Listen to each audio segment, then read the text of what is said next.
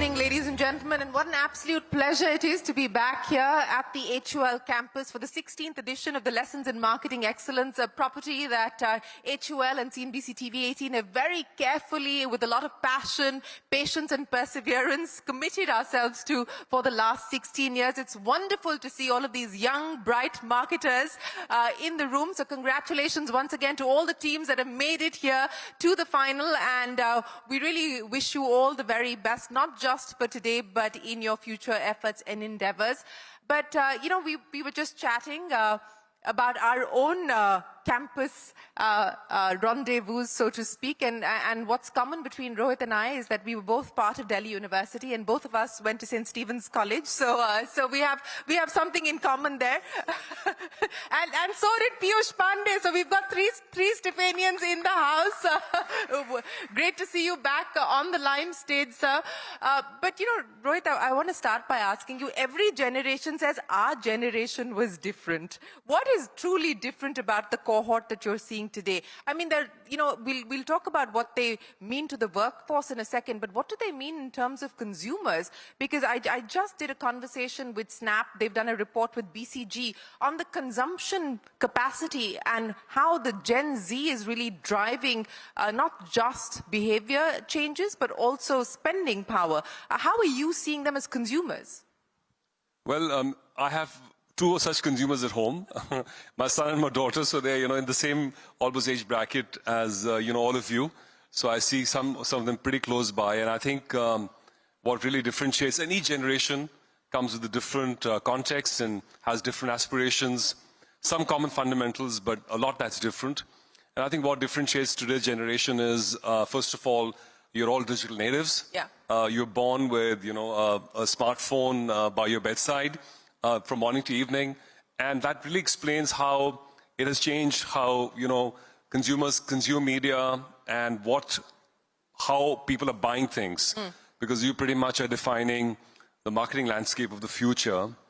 I also think, looking at my daughter, you know, who's a fierce consultant, a woman leader in her own right, what's really important to her is conscious capitalism, is about inclusive growth. She cares about sustainability beyond just the word, about inclusivity. So I think this notion of a very strong moral ground in the way people are taught today is really important, and therefore transparency is key as an implication, you know, with companies like ourselves.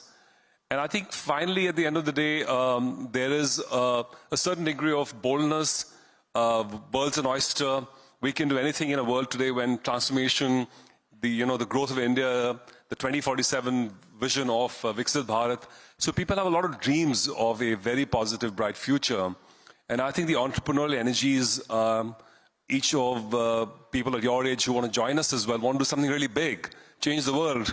And that idealism, coupled with some degree of boldness, is, I think, what differentiates the best of the best in this generation as well. Let's talk about the proliferation of digital brands and what that means for a company like yours. Does it make sense to build versus buy at this point in time? You've just done a big deal. You've bought Minimalist, the skincare brand. It's a 3,000 crore rupee deal that's been done. And you intend to let that run independently as a speedboat within the HUL ecosystem. But does it make sense to build, or does it make sense to buy? So our approach to, first of all, let's be clear about what is digital brands, because digital first brands for sure, because, you know, it's quite, it's easy, or not easy, but it's easier to find product market fit by using digital medium, because you can try different things, you can optimize, iterate all the time. And we've done that. We have an incubator, started with a beauty business. We've incubated, we've created new brands. Some we have stopped, like Acne Squad. Some we have pivoted, like Novology. Some we are rolling out because we found a product market fit, like Simple and Love Beauty Planet, and they're going to offline. And that method of growth is not that different from any other so-called digital first brand. So I think today we have the wherewithal, the tools, the capability to do exactly what any so-called digital first brands can do. But at the end of the day, you do need to go to serve the entire country. You need to go to offline channels. You need to be consistent. You have to innovate constantly. You need technology. You need the patience to be 16 years and still doing this brand line. and you need strategic depth and discipline. So I think that is something what we can bring. And we have various ways in which we expand our portfolio to good demand spaces. We have built brands ourselves, like Love Beauty Planners, like Novology. We have borrowed brands from Unilever and brought them into the market, like Simple, like Liquid IV that we're just launching. And when we find that we don't have a solution in either of these two spaces, we always have the opportunity to go and look at right portfolio fit, and that's where Minimalist, an excellent brand, standing for very sharp transparency and active sciences, comes into play. And let's not forget, we have a massive range of existing brands that can also stretch to wherever they can stretch. A Lakme or a Pond's can get into new spaces. Lifebuoy, our oldest brand, 100-year-old, is getting back into freshness shortly, is getting relaunched as we speak, starting from Coombe. So, yes, so I mean, we use all tools and all levers to build our portfolio to basically be future ready. You know, speaking of being future ready, and I just want to dwell a little bit more on the Minimalist deal that you've done, as well as your own experience of building D2C brands, and you gave us examples of Love Beauty Planet and a bunch of others. You know, what has been the challenge there, and what has been the lessons perhaps that you've picked up on from the deal that you've done with Minimalist on how they may have potentially done things differently to have been able to cross the threshold of getting to a 500 crore rupee ARR number in, what, 4 or 5 years? Yeah, I think for all of us budding entrepreneurs, you know, entrepreneurialism is obviously fraught with risk, and of hundreds of brands that get launched. And by the way, I really encourage the ecosystem in India, and I welcome people who, you know, bring in new things and innovation in the market. So that's a good thing for the country as a whole. So let's keep doing it. But at the same time, acknowledge that there is a risk involved, and most brands don't scale beyond 100 crore mark, and it's hard to go to 200 crores. It's even harder to go to 500 crores, and then very few make it to 1,000 crores, and so on and so forth. So I think the first thing is that there's an element of chance in getting the right product fit and having everything working for you. So within that, there are a few assets that you know, we've scanned, and we found Minimalist as being one of those. And the brands that really do break through have a few things, I think, about them. One is that the sharpness on finding a real solution to a real gap in the market. So Minimalist found the gap in transparency, in science, and, you know, being really good on product. Because there's a lot of claims out in the market, but if you look at Minimalist, when I speak to the founders, they said, whatever be the case, I'm going to make a great product. And we found their R&D focus extremely good. So it starts from having a fabulous product, and they've kept the brand very consistent, very clean, very single-minded, and they've been very careful in pricing and not trying to get ahead too soon, having the patience to be profitable even in the first 5 years, and a frugal mindset, and getting immersed in the whole world of Minimalist. You know, they themselves sell. They have a D2C side, of course. They hack problems with the consumers. They know what's working, not working. It's that level of ownership I wish, you know, we could infuse everywhere, because that's really creates that immersion in ownership, the live and breathe 24/7 the brand. That's what makes for excellence. And when we do that in our existing brands, we see significant years of success, and when we don't take our eyes off the ball, and then we go to course correct. So really it's all about all of those things, nothing very complex, but hard to replicate. Yes, you know, we're here talking about quick commerce, and you know, what a story that's turned out to be, especially in the last 2 years. People had written it off, and with good reason, because perhaps, you know, in 2015, when it first emerged, there were many things that were not in place, including the digital ecosystem, microtransactions, and so on and so forth.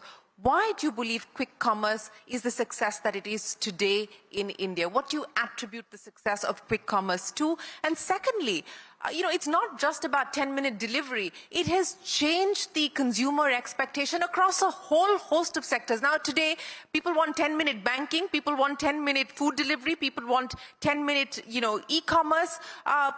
Everything is being measured from a lens of quick fulfillment. What kind of pressure does that put on someone like you? It's an opportunity, first of all, not a pressure, because I think so few things that we see across markets that consumers, all of us as shoppers, will start to buy from different formats. You know, we'll start in kirana stores, in supermarkets, and then e-commerce and different kinds of e-commerce sites, and stores, brand stores. So omni-channel behavior is increasing in India, and it's happened across the world. People buy from 6, 7 channels. I mean, you'd probably, even if you're looking at something, you'd probably surf somewhere else and eventually buy somewhere else. So I think the trend of omni-channel behavior is not uncommon, and it's here to stay. Therefore, we as a company got to serve our consumers and shopping missions wherever they are. And what quick commerce has done really is in certainly the very large cities where density is high, where actually consumers were already, shoppers were already calling and getting things done, delivered on phone or WhatsApp. It was an existing behavior, and therefore it wasn't that difficult. You know, it's hard to get around the city in terms of navigation and traffic and so on and so forth, parking. So what really quick commerce has found is it's found a shopper need, it's found a consumer gap, it's filled it. They've been able to do that at economic levels, so they've been able to create unique economics, and that requires technology. Yeah. And I think the tech now is really a big driver. I've been to dark stores of one of the platforms not very far from our office, and you can see the level of tech that's involved in efficiency of even a few milliseconds, the number of steps taken to pick something up, and all of that couldn't have happened. Has it surprised you? Has it inspired you? Both? No, we are very inspired, and we want to work. We are working with all of the big platforms, and two of our judges are from two of those big platforms here, and we're very honored to have them. They're our customer partners. We are all in, we're making sure that we serve this mission. We have a segregated portfolio. 80% of what we sell, mostly sell in quick commerce, is quite differentiated from Kirana stores. So it's a different shopping mission that we're serving. It's more convenience. And it's really that. It's basically convenience. But is it expanding the consumer base? Or is it just changing consumption patterns? I think it's creating, it's feeding a shopping mission of I want it here, I want it now. And it does therefore removes the barrier to consumption. So therefore it will increase the market size, because it's just, you can get if something you need it. And I think it's also helping premiumize. It's largely a bigger urban metro phenomenon at this point. But I think the quick commerce platforms themselves are evolving their portfolio. We are going to be a very important part of their growth journey, because we create baskets. We can put in Dan, our head of our home care business, right here. If he brings in, I was being told by one of the platforms that there's not enough laundry as yet in their baskets. So the more we build the market, we'll upgrade the market. So as a whole, everybody will gain. I mean, it's not a zero-sum game. Yeah. But we've also got to make sure that we differentiate assortment and promotions to make sure that there's separation between a Kirana store shopping mission and a quick commerce shopping mission. So over the next few years, 5 years is a long time in the world that we live in. So let me ask you much more near or medium term. How much do you see the mix changing, sales being driven via both e-commerce as well as quick commerce for you? We have given a number that it's high single digits for us and growing fast. And we do expect, general trade or traditional trade to remain heart of our business, because it's very large. It's 70-odd%. So it'll always remain a very important part. And our business system will largely be anchored around, distributive, inclusive, and a Kirana-centric model. But there would be, of course, a high share of e-commerce of different kinds. Whether it's beauty.com or it's grocery.com or quick.com or even marketplace, there are different models that are emerging. And modern trade, of course, or supermarkets, modern retail is also growing. And all of this is now going to sort of lower tier cities. And we have many, many years of growth. While the share of retail, Kirana or general trade will come down, but we'll be on a much bigger cake. The pie is expanding as well. So I think there's a lot of opportunity at this stage rather than any threats at this point in India. Speaking of opportunities and speaking of the market as well, Rohit, we've seen several changes happen over the last few months. We've got the budget delivering an income tax cut for the middle class, much needed. We've also had the RBI bringing down the interest rates. Do you believe that all of this is now going to provide the fillip that's been needed? Everyone's talking about the need for a consumption boost. Both the government and the RBI have done their bit. Do you expect things to take off? Are you starting to see any visible indication of that yet? Yeah, the answer is yes, I do. I think the shift in the financial strategy started to shift towards more consumption from this budget, and even the last one budget that came a few months back. I think all of these moves are quite material, because we're talking of 30 basis points, another 30 basis points of impact of GDP. It's a large sum of money. It's definitely going to create stimulus for consumption. Importantly, I think maybe what's also helpful right now is that the rural economy is stronger. after many years of inflation and monsoon issues. I think this year the reservoirs are full, the agri production is good, rainfall has been above average, and we can start to see already the signals of stronger rural growths than we did in years before. And I think the assumption, the urban consumption crunch that we've seen the last few quarters might take a few more months or quarters to wane away, but that should normalize because it was on a high base. So I do think that given that the macro factors are turning in the favor of consumption, the institutional policies are beginning to bias that, and that some of the things that we can't control, such as weather, has also turned in our favor. And India will always remain a very underpenetrated, big headspace of consumption. Though I do think that as we go in the quarters going forward, the consumption economy, or economy driven by consumption, is definitely going to look better.